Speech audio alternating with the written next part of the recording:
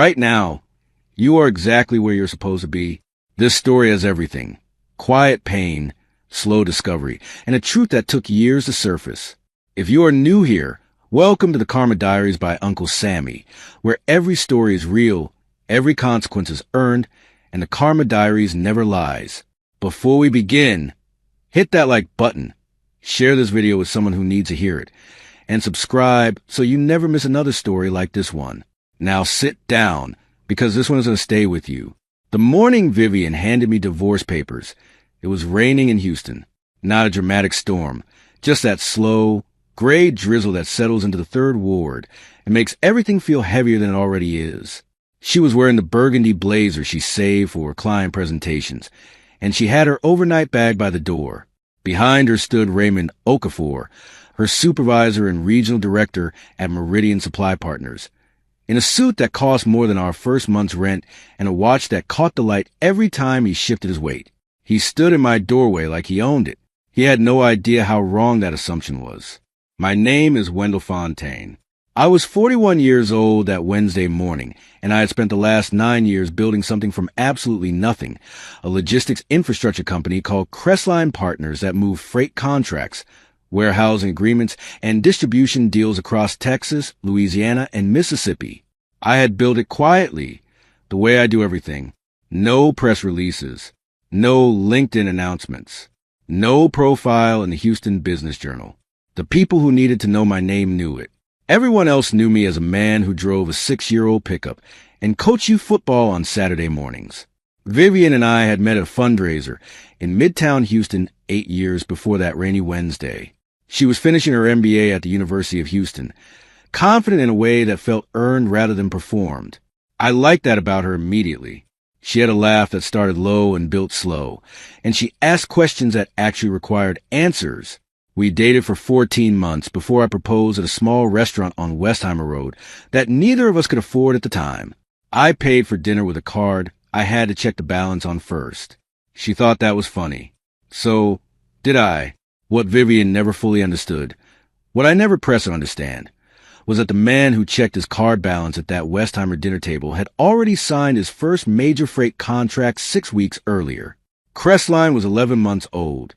It had 3 clients and 1 part-time employee.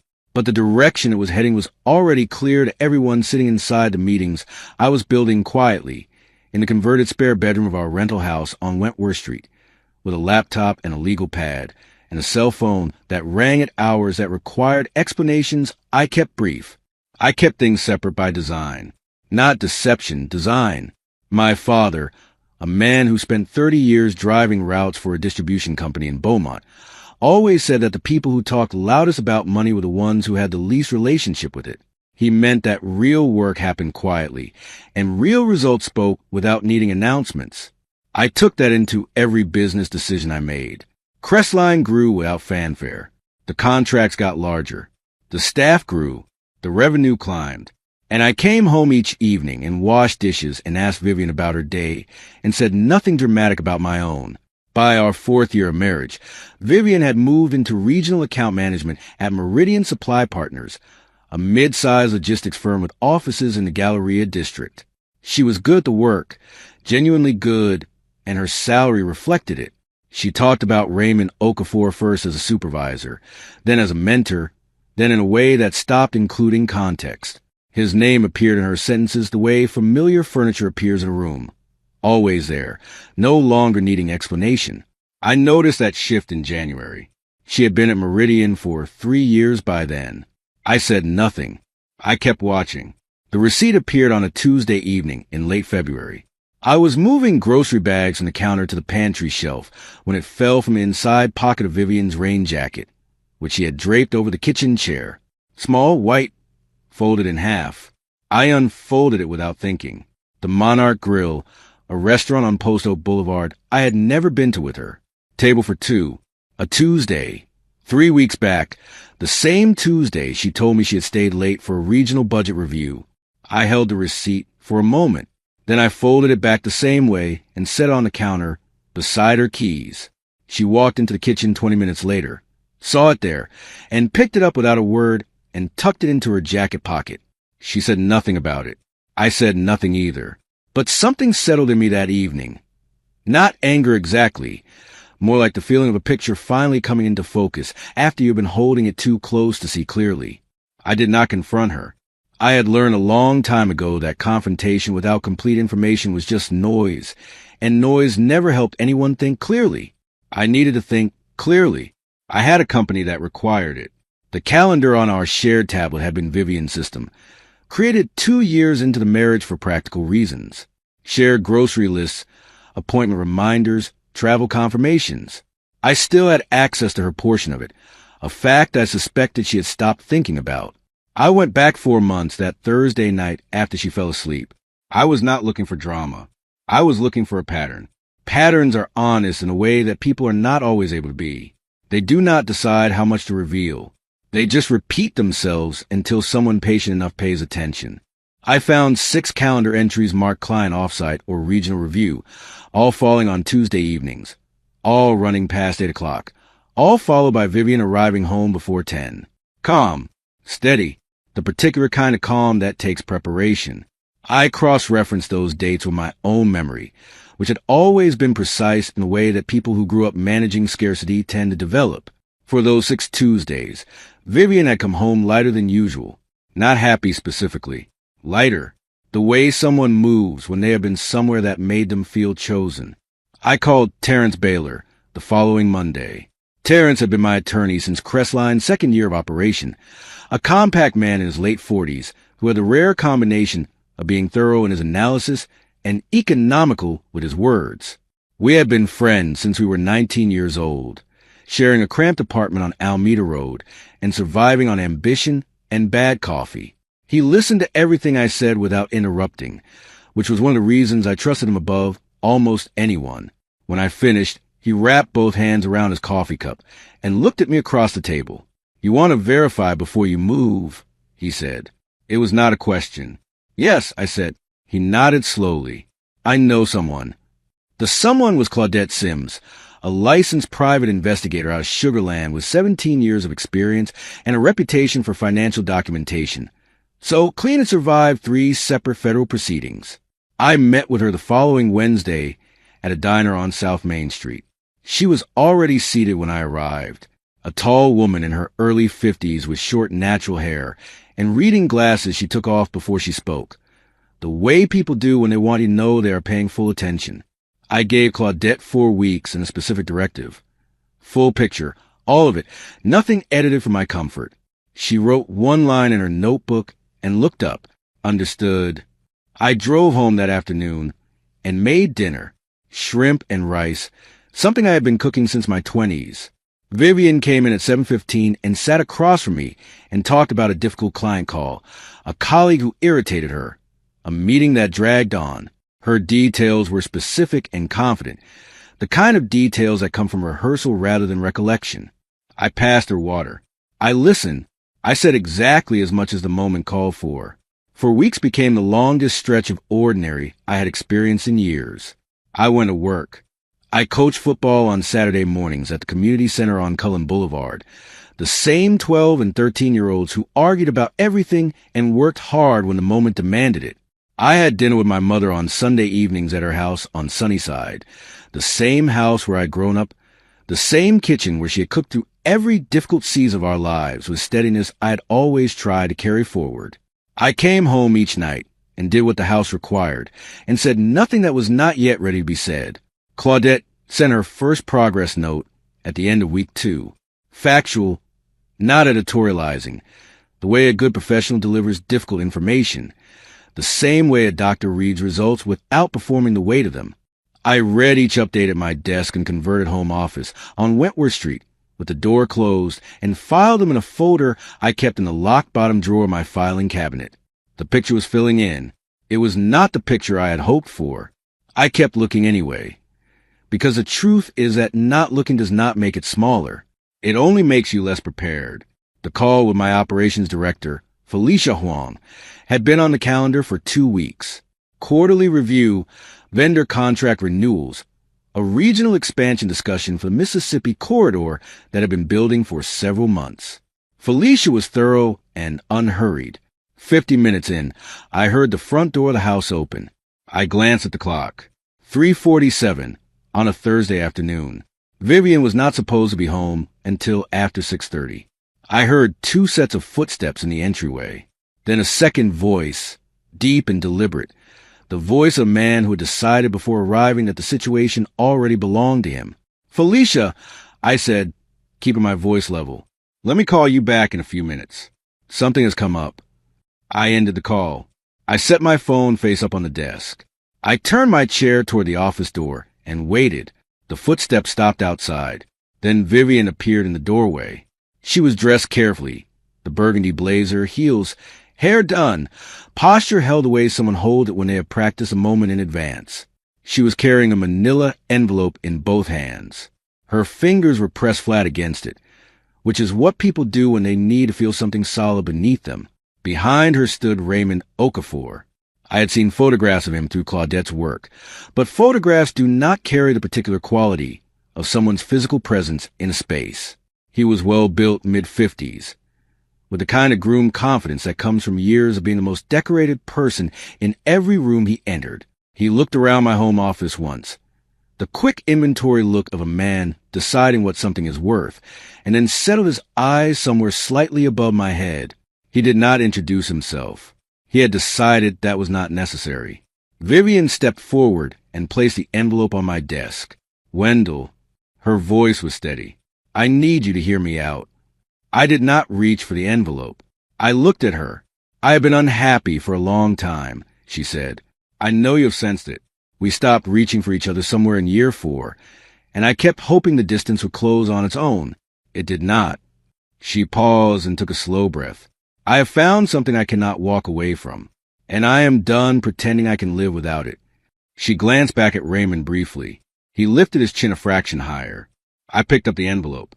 I opened the clasp and read the file in the way I read every document that carries weight, completely, moving through each line deliberately, not skimming.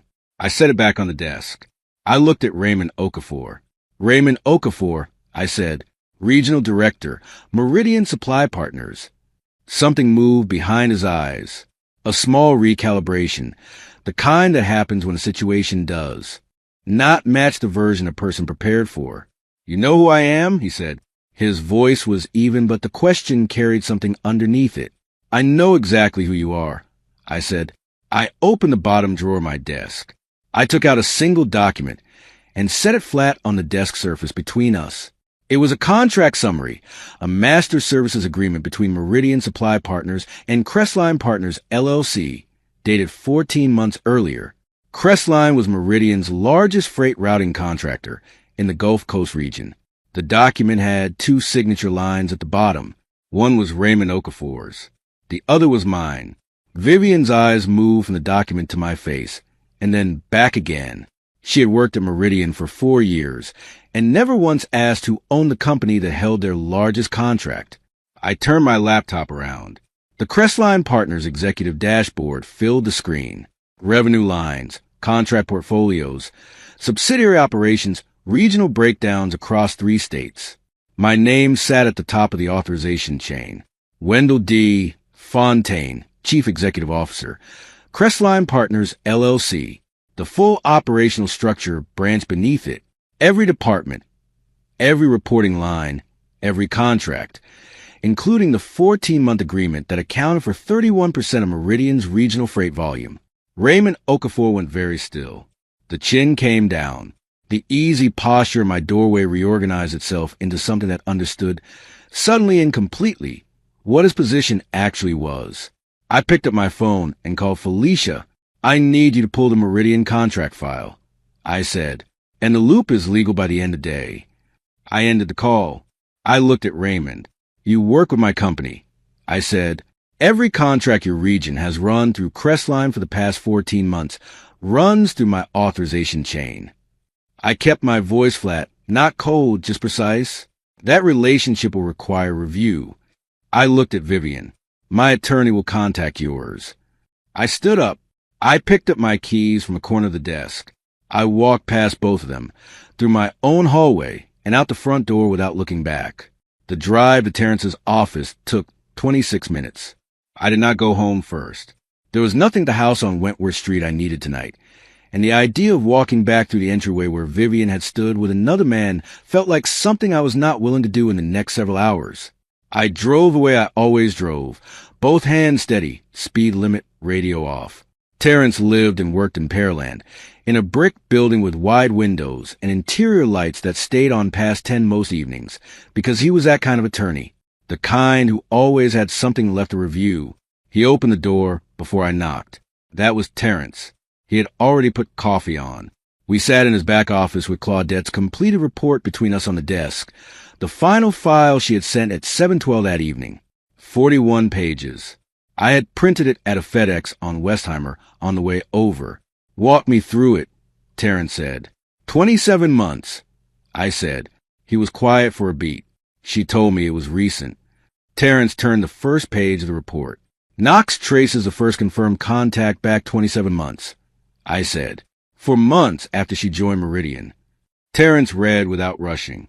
I sat across from him and looked at the window behind his desk, which faced a quiet parking lot and a strip of Pearland sky going dark and orange at the edges. Someone's car lights swept across the ceiling. A door closed somewhere down the hall. There is more, I said. Terrence turned a page. 14 months ago, I continued, she refinanced a joint savings account I had set up in 2020 and moved $20,000 to a personal account in her name only. I did not know the account existed until Claudette traced the wire. Terrence looked up from the report.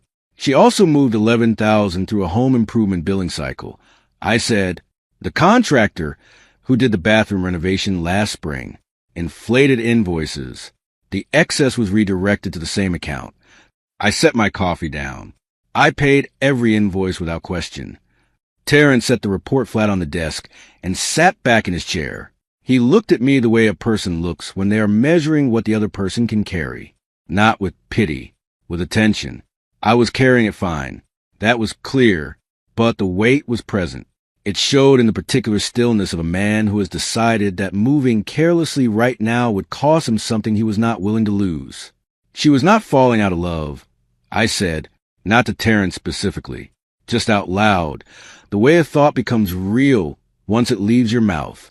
She was building a way out, using what I gave freely to fund a plan she made alone, the renovation, the savings account, the anniversary trip to San Antonio last April. All of it. She was constructing an exit while I was cooking dinner and coaching football and believing that the quiet between us was something seasons could fix. I stopped, exhaled through my nose. I thought San Antonio brought us back together. Terrence said nothing. That was the right thing to do. Freeze everything. I said finally. My voice was level. Joint accounts, joint assets, everything we hold together. I want it locked before Monday morning. She will find out through counsel. Already drafted the motion, Terrence said. I can file first thing. File it. I reached forward and squared the report against the edge of his desk, a small and precise gesture, and pull everything Texas marital property law gives us. The account transfers, the documented timeline, the contractor billing records. I want it all reviewed before we sit across from her attorney. We will have it ready, he said. I nodded once and reached for my coffee. I checked into a hotel near the Galleria that night, a Marriott on Westheimer, clean and anonymous, the kind of place where no one studies a man arriving with one bag and no explanation. I did not go there because I was unraveling. I went there because I think more clearly in spaces that carry no history. The week ahead required the clearest thinking I had done in years. I was not going to spend the night in a house full of the wrong kind of silence. I set my bag down. I opened my laptop. I started the week. Crestline had a freight contract renewal due Thursday, and it was not going to wait for my personal life to resolve itself.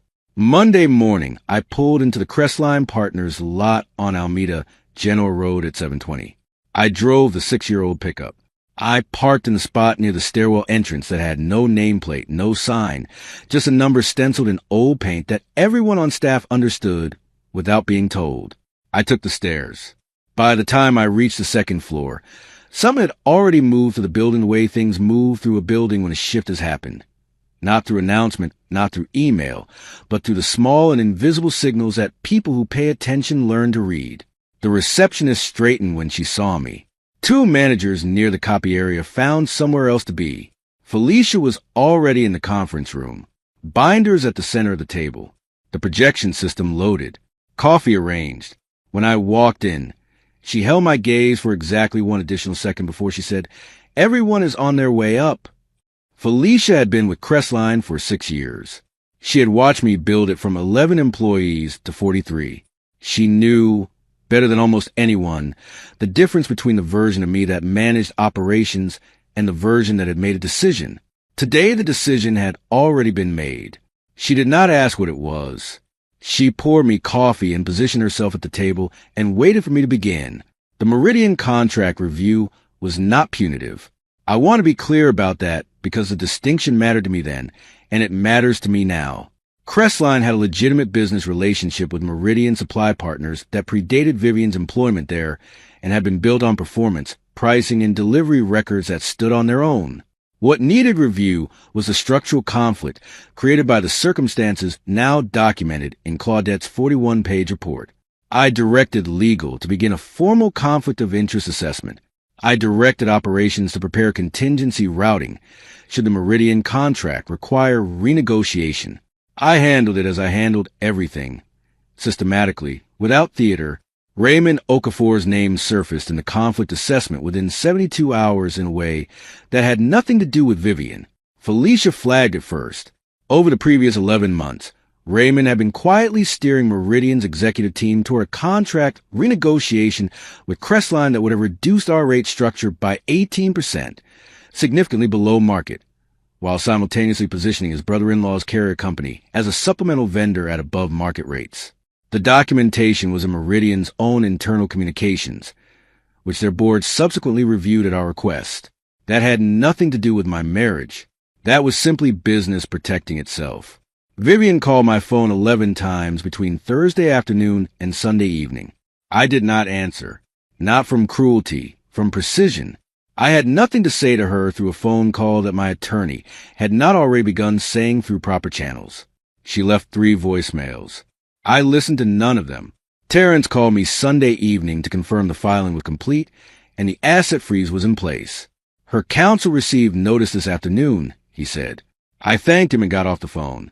Then I sat in a hotel room and watched Houston Sunday evening traffic move below the window and felt something I had not expected to feel. Not anger, exhaustion, the particular kind that comes after you have held something very heavy for a very long time. My mother's name is Edith Fontaine. She is 68 years old and lives in the same house on Sunnyside where she raised me and my 2 younger sisters on a school administrator salary, with a discipline that never felt like limitation and a warmth that never felt like indulgence. She called me Sunday evening before Terrence did. I picked up on the second ring. She did not ask how I was. She asked if I had eaten. I had not. Come to the house, she said. I cooked. I drove there without thinking about it. The porch light was on. It was always on when I was coming. We ate at the kitchen table. She made pot roast, the slow kind she started in the morning, and cornbread from scratch because she never made the other kind. I gave her real answers about the company because she understood the long version. She had spent 30 years as a school administrator and could follow complexity without needing it simplified. It was only after she cleared the plates and sat back down that she folded her hands on the table and said, I have to tell you something, and I need you to let me finish before you respond. I recognized that posture. She had been carrying something and had decided tonight was a night to set it down. 8 months ago, she told me, a woman named Priscilla Harmon had called her. Priscilla was a colleague of Vivian's from the University of Houston days, a woman I had met twice and found plain-spoken and steady. Not given to gossip, not given to drama. She had seen Vivian and Raymond Okafor at a restaurant in Rice Village. She told my mother, holding hands across the table. Not a working dinner, not a mentor and mentee. She paused. My mother said she told Priscilla she needed to think before acting. I convinced myself one citing one witness, without more certainty, that it was not enough to bring to you. My mother looked at me directly. That was wrong. I have known it was wrong every single day since. I was quiet for a moment. I looked at my mother, at the woman who had raised 3 children on one income and never made any of us feel the strain of it, who had chosen truth over comfort in every matter that counted, and was choosing it again now, even when it cost her something. I am not angry with you, I said. I mean that. My voice was steady. You were trying to protect me. I understand that. But I need to speak with Priscilla. My mother nodded. She called me again last week. She said, she has been carrying this. She wants to talk to you. Can you reach her tonight? I asked. Yes, my mother said. She stood up and reached for her phone before I had finished the question. We met the following afternoon at a coffee shop in the museum district. Priscilla was already there when I arrived, seated at a table near the window with both hands around a mug she was not drinking from. She was in her early 40s, natural hair, good posture, and the look of someone who had rehearsed what they planned to say and was no longer certain any of it would come out the way they had practiced. I sat down across from her and said, "Thank you for coming." She looked at me directly and said, "I should have come a great deal sooner than this." "You are here now," I said. "That is what matters." She exhaled slowly. Then she reached into her bag. She placed her phone on the table between us. On the screen was a text conversation, a thread between her and Vivian, dated and time-stamped, going back further than I had expected. "I kept them," Priscilla said. "I told myself it was just in case. I did not know what." She pushed the phone toward me. I scrolled up slowly.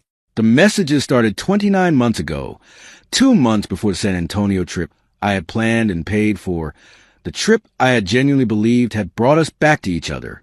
4 days at a hotel on the River Walk, the dinner reservation I had made 7 weeks in advance, the trip Vivian had smiled through completely.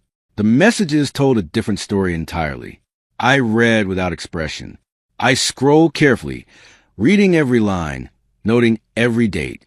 When I reached the end, I set the phone down and looked up. Priscilla was watching me with something close to pain. "I am sorry," she said. "I know that does not fix anything. You do not need to apologize," I said. "I meant it. You were in an impossible position. You made a hard call, and you saved the documentation anyway. That took something." She nodded once, slowly. "I am going to need copies of everything in that thread," I said. "Screenshots, the original export, whatever format my attorney specifies. Is that something you are willing to provide?" "Yes," she said without hesitation. "Whatever you need." I sat in my truck in the museum district parking lot for a long time after Priscilla left. The afternoon light was going flat and gold through the windshield. I did not move. A woman walked past with a stroller. A group of college students crossed the lot, talking over each other. Houston kept moving the way Houston always moves, enormous and indifferent and completely unbothered by the particular weight any one person happens to be carrying. I finally picked up my phone and called Terrence. He answered on the second ring. "Add everything to the file," I said. "I will have it all by tomorrow morning," he said. "Good," I said. I drove back to the hotel and started the work week. The mediation meeting took place on a Tuesday morning in late April, in a conference room on the 12th floor of Terrence's building in Pearland. Floor-to-ceiling windows looked out over the city's southern skyline. Clear morning, the kind Houston occasionally produces in spring before the humidity settles in and makes everything feel pressed. I arrived at 8:45. The meeting was at 9. I set my coffee on the table, hung my jacket over the back of my chair, and sat down. Terrence was already reviewing notes. Beside him sat Patricia Osei, a specialist in marital asset recovery with a calm that said she had been in exactly this room before and found it manageable. At 9:03, Vivian walked in. She had clearly thought about her appearance for this. Her outfit was deliberate and composed, the specific kind of polish that says, "I am not falling apart," whatever else may be true. Her attorney, a man named Gerald Webb, walked beside her, silver at his temples, practiced expression of measured confidence, the polished presence of someone who knew the courtroom and the conference table equally well. Vivian's eyes moved to me when she entered.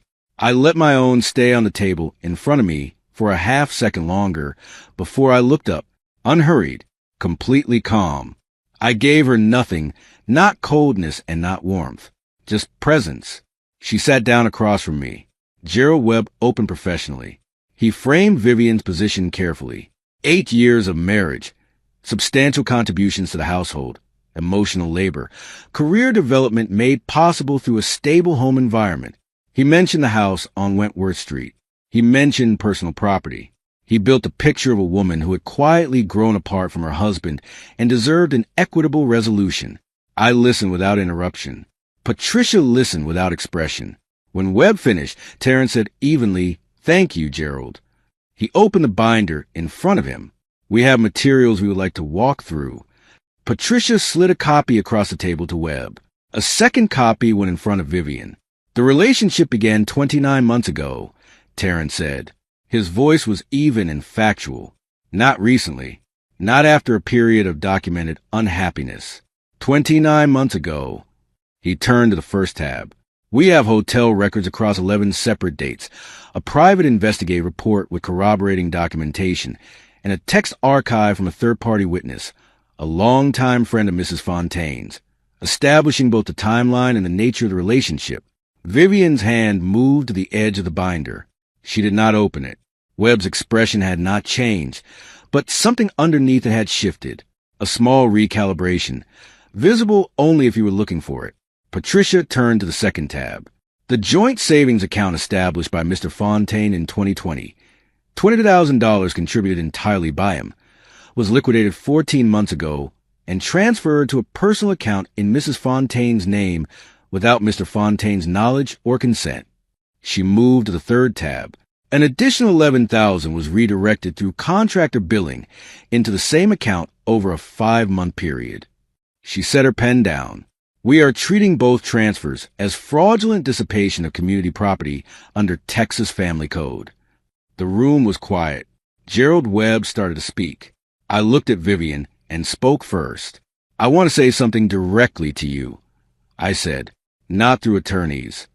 Webb paused. Vivian looked at me. "You did not leave because you were unhappy," I said. "You may have told yourself that. You may still believe it. But the timeline does not support it." I kept my eyes on hers.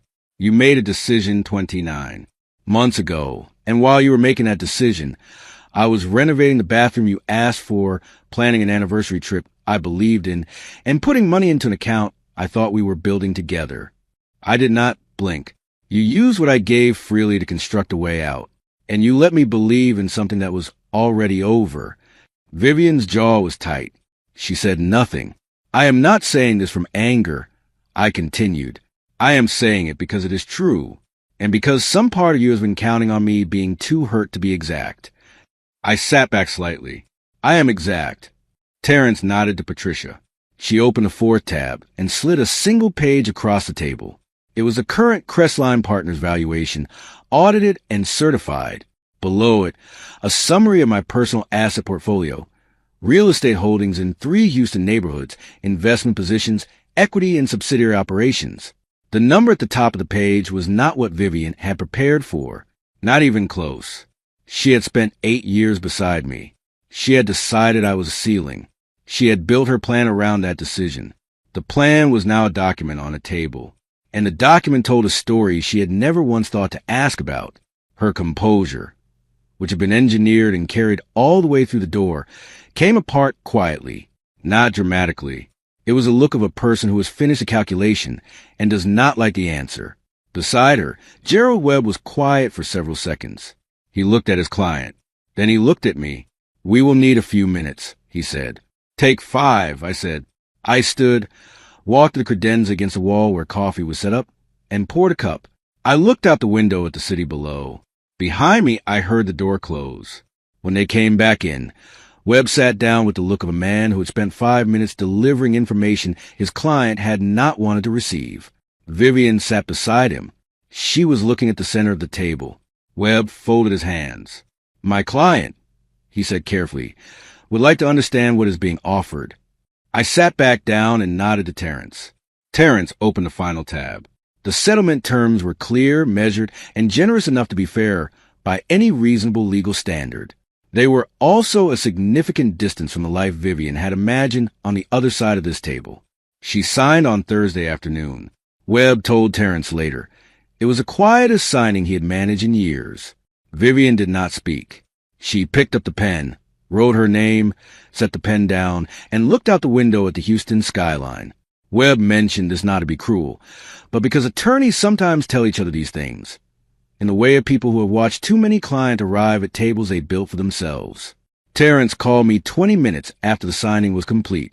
"It is done," he said. There was a brief silence on my end. Not the silence of a man who was surprised.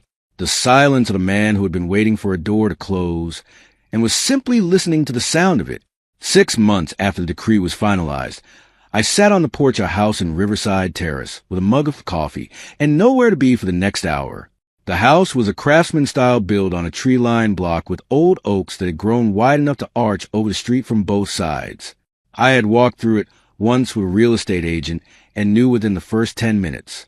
Not because it was large, because it had the quality of a place where a person could breathe, without managing anyone's perception of it. I bought it 2 months after signing the decree and moved in on a Saturday morning with help from Terrence and 2 members of my football coaching staff. The porch faced east. Morning light came through the oak branches in pieces, that broken, shifting kind that changes every few minutes depending on the wind. I sat in a wooden chair I'd found in an estate sale on Alameda Road, the same stretch of road where Terrence and I had once shared a bad apartment and worse coffee and more ambition than sense, and drank my coffee black and watched a man 2 houses down load his children into a minivan with the particular patience of a father who has accepted that mornings will always require more time than he planned for. No dashboard open. No calls yet. Just the street waking up and the coffee in my hands. And no performance required of anyone, including myself.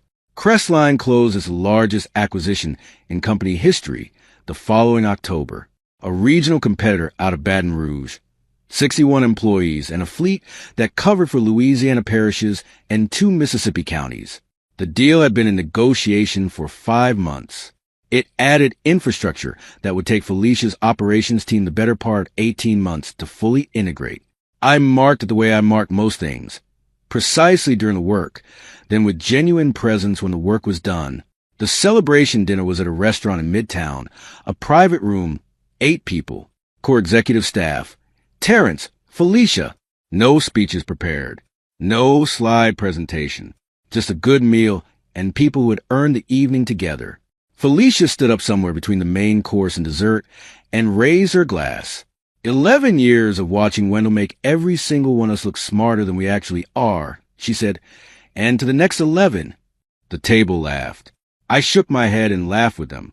A real laugh, the kind that starts low in the chest without asking permission. I had forgotten for a period of time how that felt. A real laugh at a table full of people who knew exactly who I was and had never needed it to be more than that. I made a short toast. I thanked the people in the room by name. I meant every word. Raymond Okafor resigned from Meridian Supply Partners in April, 6 weeks before the board completed its internal review of the contract steering he had conducted through his brother-in-law's carrier. He did not contest the findings. His attorney sent a letter. There was no press release. The Meridian board brought in interim leadership and reached out to Crestline directly to stabilize the freight routing relationship. Felicia handled the renegotiation. The new contract rate was above what we had previously held. The whole matter concluded without theater, without public exposure, without a single courtroom appearance. That was how I had wanted it from the beginning, not because I lacked the evidence to push harder, because I did not need to. I thought about Vivian sometimes, less often than I had expected, and in a quieter register than I would have predicted in the early weeks after the decree, not with anger that had burned through cleanly a long time ago, leaving something more useful in its place, something that felt like clarity. She had made a choice 29 months before she walked into my home office with a manila envelope and a man behind her, and she had made it believing she understood what she was choosing away from. She had not asked the right questions. That was the truth of it, and it was not dramatic. It was just true. On a Thursday morning 11 months after the decree, I drove to Crestline Partners in my 6-year-old pickup. I parked in the spot near the stairwell entrance. No nameplate, no sign, just a numbered space that everyone on staff understood without explanation. I grabbed my bag from the passenger seat. I took the stairs. Felicia was already at her desk, coffee in hand, the Baton Rouge integration report open in front of her. The receptionist said good morning. I said good morning back. I walked into my office, set my bag down, and opened my laptop. The dashboard is loaded. The numbers arrange themselves the way they always did, clear, precise, exactly as they should be. I read through them in 9 minutes.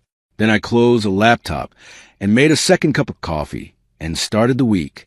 And that is the story of Wendell Fontaine, a man who built everything in quiet, lost the person he thought he was building it beside, and found that the life waiting on the other side of that loss was larger and steadier than anything he'd tried to hold on to.